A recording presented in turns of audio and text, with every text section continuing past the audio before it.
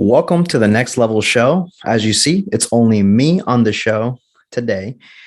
My two co-hosts, unfortunately, weren't able to make it to today's show. But today I had an interesting topic laid out for you guys that I definitely wanted to touch base on, even if it was just me presenting the information. We'll be back to normal programming on the next episode. But hope you guys enjoy this episode to come. We're going to be discussing, as the title shows it, we're going to be discussing the potential adverse effects of high protein. Is eating too much protein damaging to the liver? To the kidneys. This is something that this topic was inspired based on a post that I made. Someone commented that, just for background, seemed to be like in the vegan style of eating. He had some issues with his health, and he was, informed and, instructed over the course of many months, getting back into normal health, to go and fall into a vegan or a plant-based diet. And then he overall is a healthier individual, feels better, based on what he's telling me. But I think it's very interesting to cover this because I do have vegan clients. I do have plant-based eating clients. I do know people maybe ponder the idea of if this is something that should be considered. Is this true? I know this information, even if it's old or has been debunked, it circulates through the industry. And I think it's good to highlight. It's not, I don't want to just dismiss it and say, oh, you're stupid if you believe anything that's outside of the current information, because I know that I was that person. We all started out at some place, and we needed some guidance. We needed to be taught some of these things that we were led to believe for so long were not as important, weren't as dangerous as people made it seem. There was a lot more to the context, and we always use context to explain our points here, to clarify what's the message behind what we're saying. Before we jump into it, if you don't know already, if you're listening to the audio version of the podcast, we do have a YouTube channel at the Next Level Show. If you type that in on YouTube, go ahead and make sure to subscribe, even if you do prefer the other one, just to show some support. And if you're watching this on YouTube, make sure to like the video. It always helps it on the algorithm reach more people. And slowly but surely, we'll start to grow this podcast on that new platform. But with no further ado, let's jump into it. So the first thing I wanted to touch base, like I said, this episode is inspired on a post that I made. And I think the post was, and also when I make posts, if you guys follow me on Instagram or Facebook or wherever you may follow me on Twitter, I do usually post content that, for the masses, if you will, for the general person that is new to fitness, that maybe has some experience. And some of this information, if not all, can be relevant to even someone that has been doing this for a while, because even me that's been in working out in fitness for years, these fundamentals do not, they don't necessarily, not matter to me anymore. They are fundamentals for a reason. It's just like an athlete. They're not going to just skew away from the basics because they learned how to, a basketball player, just because he learns how to dunk, knows how to do free throws or 3-point shots, right? Gabe will appreciate the analogy, but they won't stop practicing basic dribbling drills, and also basic layups, like fundamentals in the game of basketball that are super crucial, even if you are a very advanced player. So even if you're in fitness, you've been doing this for a while, this is not a write-off that, the rules don't apply. On the contrary, the rules, because they apply, matter so much. And because you've done them for so long, it's the reason why people haven't been able to even get so far, because without the fundamentals, we already know that, hey, there's no solid base. So with this being said, the content that I put was, I believe it was talking about organic and non-GMO foods. There is value to purchasing and maybe investing more money in eating higher quality foods. Typically, we know that they're more expensive. That's why people may not be able to do it, especially if you have a large family and maybe resources are limited. Hey, what I was saying is that you don't need to stress about if all your food that you consume is non-GMO or has the label of organic on it. And there's discrepancy there that you can argue the details of of like how legit or how much of a difference it does. In some cases, I find there's value, but I don't want to make an episode based on that. So basically, the second part of the post was saying some things that people should worry about or should put some emphasis on, and that is, eating a high protein diet. a higher protein diet, eating more vegetables, and I believe drinking more water was the other part of the post. And overall, it's a very clear cut. Most people wouldn't be able to argue. And then I had this person. I don't consider it trolling, right? I give him the benefit of the doubt that he genuinely wants to share his experience. He probably had a moment in his time in his career where he's very passionate about what he has done or has worked for him. And I'm not saying that it's wrong.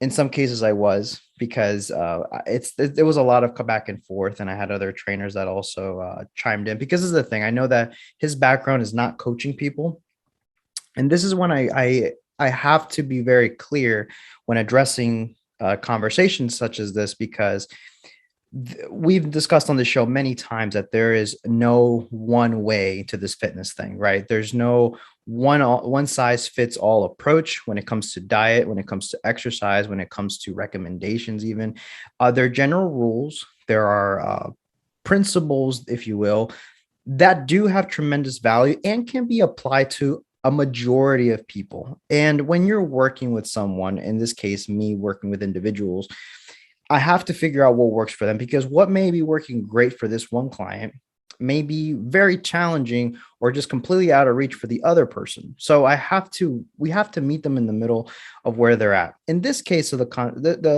this post, I was talking literally about spending more money on food and worrying about specific nuances when it came to labels and maybe minor nutrient shifts and the way it's raised or way it's cropped or whatever, or so it's I kind of wanted to take that stress off of someone. So when the person comes on and says, I agree with everything basically except the high protein, excessive protein is damaging to the kidneys. And he started to go on his point. And I have heard this before. Now, this argument has been around for a while. It's not new. I think it's been around since the 60s or the 80s, if I'm not mistaken. Don't quote me. I just read a while ago, and then I even kind of just brushed up on a little bit, but I can't remember the exact date. I think it was around the 1960s, 1980s. So roughly there, I think I'm in the safe zone when this thing was actually challenged, this whole high protein thing. But since then, it's been a long time, right? We're into 2020, almost 2022. So it's basically you're at a point now where there's been a lot of studies ran on higher protein diets. And I will say this. I think there's a such thing as too much protein. And for the average person, I don't think you're ever going to run into this problem. The only people that kind of fall victim of this or potential harm is high level competitive bodybuilders that do push the margin on almost everything. And we know this because bodybuilding is a sport. You are going against the biggest people in the planet with very extreme conditions when it comes to your body composition, how lean you get, how much muscle you put on. And yeah, so the stuff that they may do is not applicable to you or I in this case when it comes to genetics. So, or just the way our body digests stuff. And it's maybe not the lifestyle that most people aspire to have because bodybuilding lifestyles are generally not that exciting.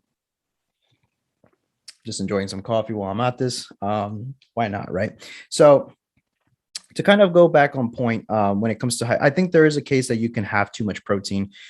This is legit, but you would have to be consuming an astronomical amount of protein to the point that most people wouldn't even be able to consume it because their palate wouldn't even allow them. Their body would register that I'm done with this. Most people can overconsume on other foods such as, ultra processed foods, carbohydrates. But if you're eating just lean chicken breast or just lean meat, lean steak, you can probably eat a decent amount if you're hungry, but you eventually get very satiated because protein has a satiation effect to it. It's one of the most filling foods, filling macronutrients that you can eat a decent amount and feel great. And this is why we advise when we have clients like on a getting into a calorie deficit and we're dieting them down, getting them leaner. We want to bump up their protein and keep it relatively high because we know that it combats the hunger signals that you will, eventually feel throughout the process. So definitely keep in mind that it would be very hard for you. So just to put an example on numbers, back a couple of years ago when I started, the recommendation for protein for the average person was very high. Like if you wanted to pack a muscle, it was always like this extreme that you needed so much protein. And in this case, it could affect someone's digestive system. It could affect the way your body metabolizes protein.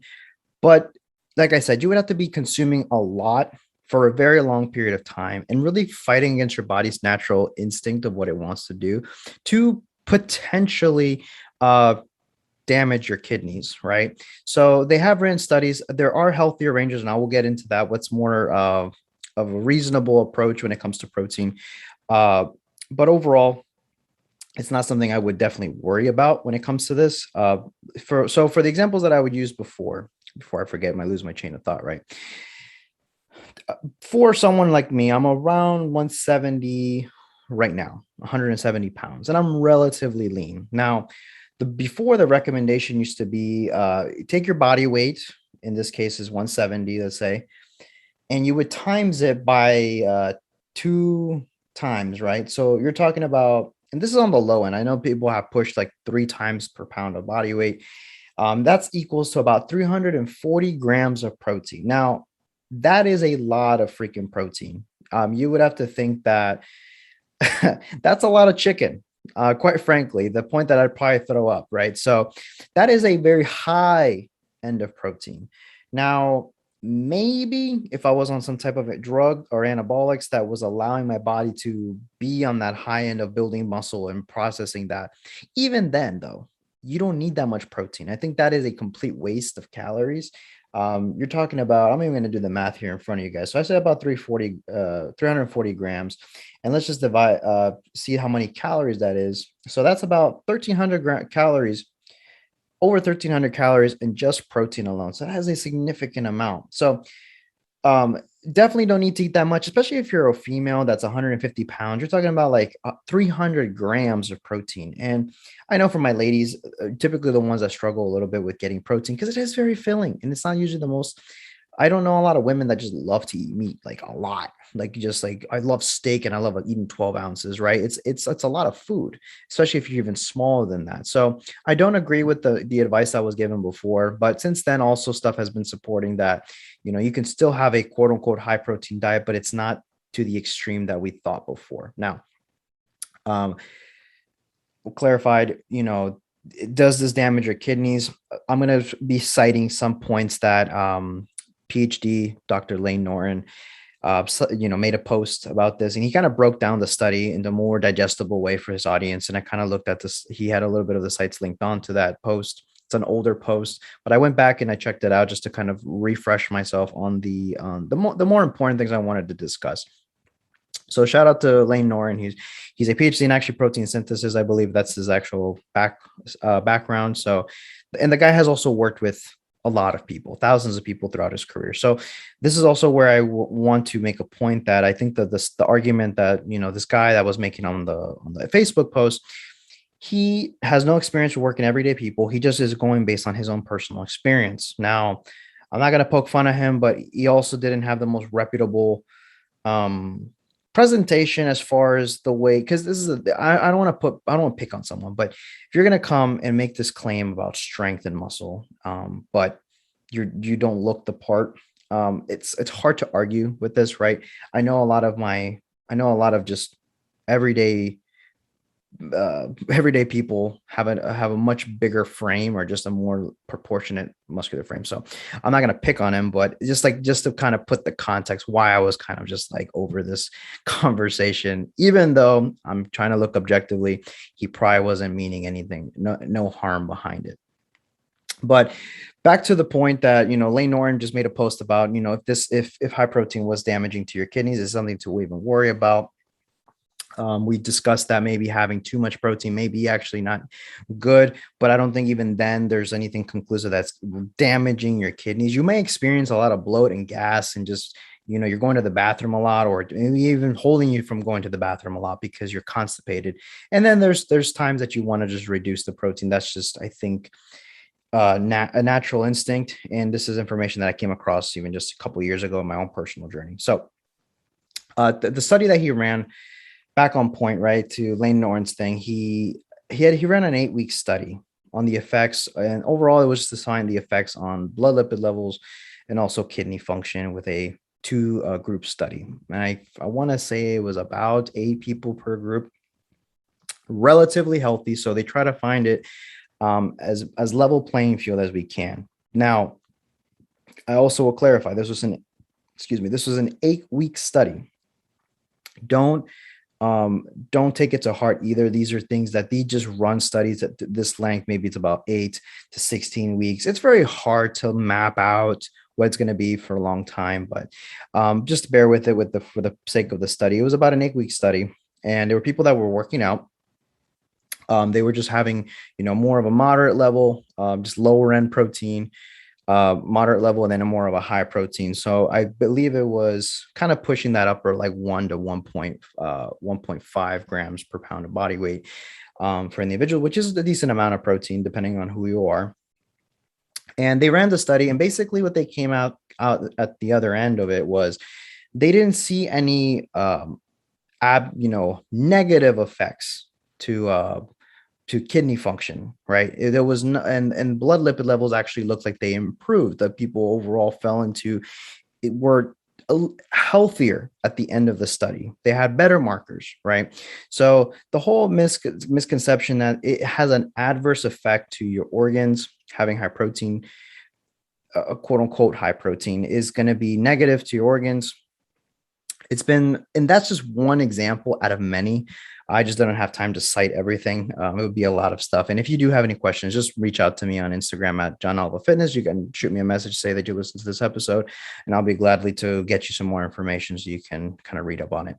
But yeah, this is one of many studies that they've ran, and they show that overall people have better improvements in their health markers. Now, the negative effects that you see when people have maybe done the arguments about meat products, just animal proteins, typically they lump a lot of it is with like low quality stuff. They lump in hot dogs, they lump in deli meats.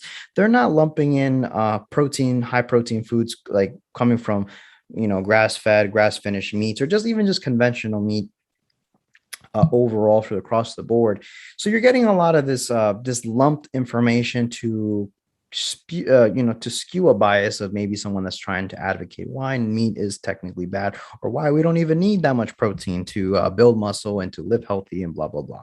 So a lot of the negative effects, though, what they saw was inactive people and also people that consumed high amounts of saturated fats. So this is something that people don't take into account, where it's a very different scenario when you have a very balanced diet and you're portioning out a good healthy amount of macronutrients when it comes to protein, your fats, and your carbs. Now, this can make a very big difference on your body composition and how you function and how you perform and how you feel. And it's going to make a big difference. If you're over consuming on anything on a high calorie diet for a long period of time and you're gaining body fat as a result, your health markers as a byproduct of those actions will decline. You will show negative things. So overall, what it showed that healthy individuals working out, staying in moderate calorie ranges, they did fine and actually improve their health. That was the whole argument, or not even the argument. That was the whole point of the post that I made, is that if you take into account not worrying about if you can't afford or don't even care to buy these high quality foods, but you focus on conventional foods and as much whole food as possible. When I say whole food, is minimally processed stuff that technically goes bad in about a week or two in your fridge if you just leave it there, not the food that can live on your shelf through a nuclear bomb. In this case, Pop-Tarts and just like other foods that just these seem not to never go bad, right? So this is what I was making, that if you can focus more on the whole food aspect of it, minimize ultra processed foods, eat more vegetables and drink more water, your markers, you'll be overall a healthier individual. So this just kind of goes to show my point. Now, I know maybe someone would be asking, like, am I against anyone on the show? Are we against plant-based diets? Are we against anything like that? And my answer is simply no. We don't. I have clients that eat that way because they feel better and they prefer that way. And as long as you feel good and you're able to hit a reasonable range of targets when I'm doing guidance and everything with your nutrition, I'm cool with it, because that's going to allow you to be consistent. That's going to allow you to be at your best. I'm not going to force someone to eat steak fish, eggs, or anything that they don't want. Um, by force because this is better. No, like typically, like I don't advocate people go to one particular diet. No one on the show does, right? We say that you can try it and see what works for you. And if you seem that that just falls better with your lifestyle, then by all means.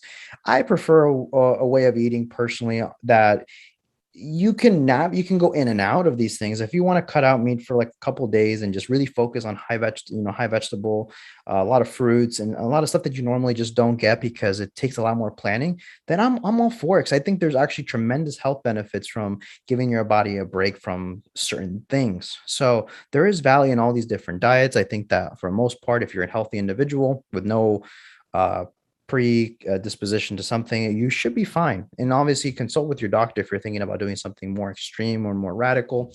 But for the most part, everyday people, will do just fine.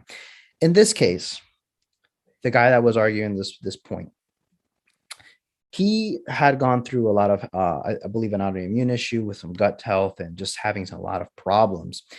This does exist, and I'm not dismissing him, but his argument was, I believe, that the average person only needs to eat about 30 to 40 grams of protein and can build all this muscle, and basically just making these claims that basically you don't need this because it's excessive, it's bad for you, and all this.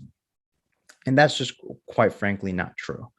Can you survive off 30, 40 grams of protein and get stronger and all that? Sure, to a point. But I feel like you're leaving a lot of like room to improve. That's just being honest. We're our primary food sources that are macro sources that matter for essentials is your protein and your fats. Carbohydrates, you can argue that are non-essential macronutrients. You don't need them to survive, but for to function as a human being, to have health, good health, you do need, it's essential to consume protein and fats. So then when he made that argument, I'm thinking, is this guy keto? But then when he started looking at the stuff that he sent and the stuff that he was saying, I could tell that right away that he was pushing more of that plant-based approach, which, hey, if you like that stuff, I know good friends of mine that do it and they're very strong. They look pretty good. But I also know that it's not the best and most superior diet out there. I advocate more for a balanced approach. I think it just does better. We just studies have shown that we as human beings just do better with a variety. There's no arguing it. So now, in this case, he had a lot of issues. He got them resolved, and this was his thing that made him do better. Cool, cool story, bro. I'm happy for you. I think that if you're doing that and it makes you feel good, that all power to you. So, but to say that this is the way, this is not advantageous. Studies have can be very concrete over time, proving this fact over and over and over again. And just working with a lot of people, it's been only like maybe two people in my entire almost 7-year career that I've had to maybe drop the protein consumption and maybe go down a different path. But it's because they had some underlying problems prior to this. It wasn't because they had so much protein that it caused these problems. And that's the point I really want to make a pin on, is that it wasn't the high protein diet that caused the problems. They already had predisposition and pre-issues like leading up to this throughout their whole life, that it made them more vulnerable or just gave them issues with their digestive. And then we just made a correction, and little to little, before they were doing just fine. They felt great, they were making progress, and they were hitting their targets, and everyone was happy. The end. No. So with this, so just get back on track here. I'm trying to make sure I'm not missing a point here. So yeah, so the whole point that high protein will cause kidney damage, necessarily not true. They've shown that it's more than safe. You're going to be better off. Now I want to give you guys some tangibles here. So some takeaways when it comes to what is a healthy range, and it's not as much as people think. It's actually on the lower end. Bodybuilders would actually argue that it's higher. People that are high competitive lifters are really caring about building as much muscle as possible. They float with the higher number. Now, if you're an average person and you want to gain some muscle and you just overall health, you're not really you don't care to compete, because I think that there is some value to eating higher protein, especially when you're in a hard deficit, especially when you're pushing that extreme. eat the high protein, bro. It definitely matters. It makes a difference. Now, from my personal experience and just from seeing the vast majority of competitors, it just it's arguably they've already shown studies with protein synthesis and muscle breakdown that there is some correlation to keeping more muscle with a higher protein diet. Not 30 grams or 40 grams a day. That's just stupid um, to pack on that much muscle, right? So, healthy range, I would say, is anywhere on the low end of zero point 0.6 to zero point 0.8 grams of protein per pound of body weight. And this is lean mass. This is just like if you were overweight, if you're, let's say, over 20, if you're a guy and you're over 20%, 20 something percent, maybe, or let me put it in more simple terms. If you're a guy that's about 300 pounds and a lot of it's fat, don't worry about taking 300 pounds and timing using this equation. I would actually, it's more for relatively lean people that this can use.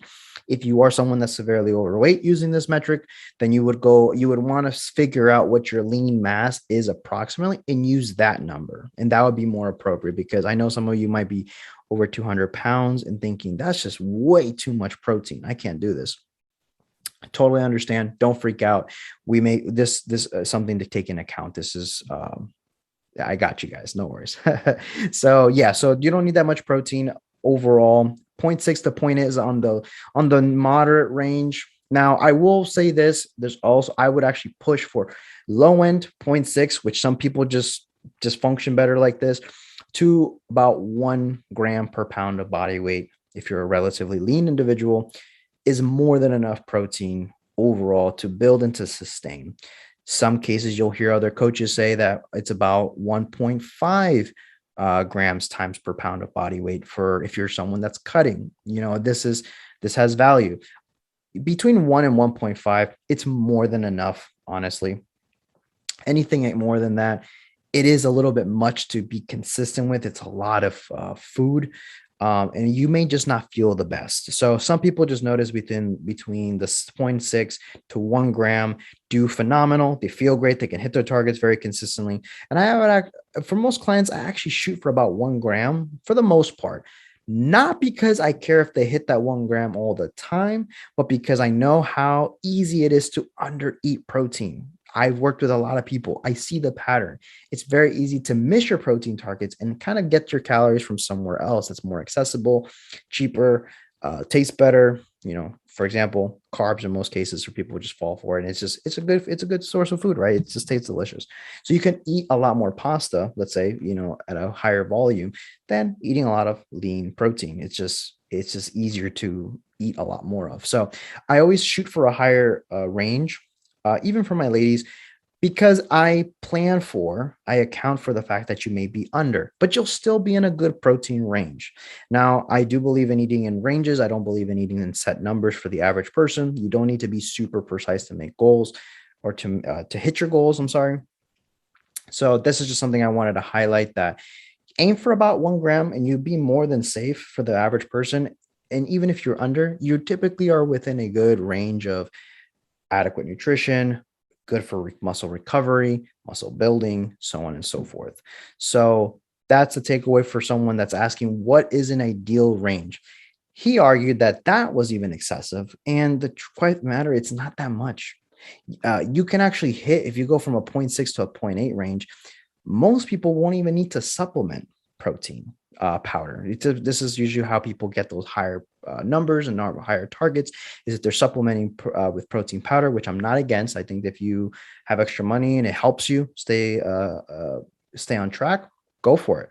But you don't need to when you're eating at a moderate range. You can break it down into about 3 to 4 meals. It's more than enough.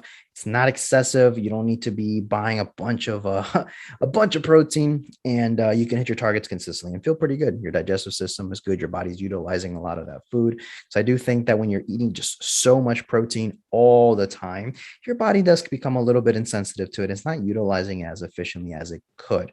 So my advice, moderate range, 0.8 to about 1 gram is where I personally like to be, and where I would personally recommend most of my clients, and not all. I always have to clarify that. Most of my clients, because doing this long enough, it's been pretty consistent. People do just fine. I get zero complaints because this is stuff that I'll actually check with. I had a client that's doing phenomenal, but he noticed that his kidney markers were just high, and he's told me he's always dealt with this. So what did we do? Cool, not a problem. Let's focus on eating these types and eating a little bit less protein. Let's focus on other things, maybe some more fiber, some more other foods options, and just make you feel good. And as a result, everything looks good, feeling good, no pain. Also, a lot of times hydrating a lot. If you're someone that may have some kidney pain or issues, it's a lot of times is dehydration, is a lack of hydration, right? So if you can actually focus on bumping up your water, sometimes this kind of can solve that little problem that you may have. Not all, obviously check with your doctor, see what the markers show, just so you have a good baseline. I'm not prescribing you have to do this. Is just to kind of take the fear out and this misconception that, protein or high protein diets is harmful to your kidneys or will have some negative effects on your blood lipid levels. This usually, when you break it all down, this usually falls always to someone that's overweight, low activity, low body, lean body mass. When you take into account the healthy individual that's active, that's balanced diet and checking all the other boxes that are important, more than safe, guys, more than safe. So I think that covers pretty much everything really good here. Like I said, navigate whatever feels good for you. Challenge the information. Shoot me a message. If you have any other questions, I can try to follow up as best as I can with some other stuff that can point you in the right direction. This is stuff that I fell a victim to as well, guys. This is why I really wanted to make an episode on this, even if it was just me, because I have had to kind of go through my own learning journey, which we all do when it comes to health and fitness. So obviously figuring this shit out. I want to make your life easier, save some time like I could have as well, right? So you're not spinning your wheels and kind of falling into that fear of like, am I doing this right? Am I doing this wrong? Rest assured, if you're falling within this range, you're probably doing everything as best as you can and you're making some progress. Cool. Make sure that you're obviously for signs of like, digestion, bloat. If something you eat just sends you to the running to the bathroom, those are things that you need to figure out and pay attention and be aware of.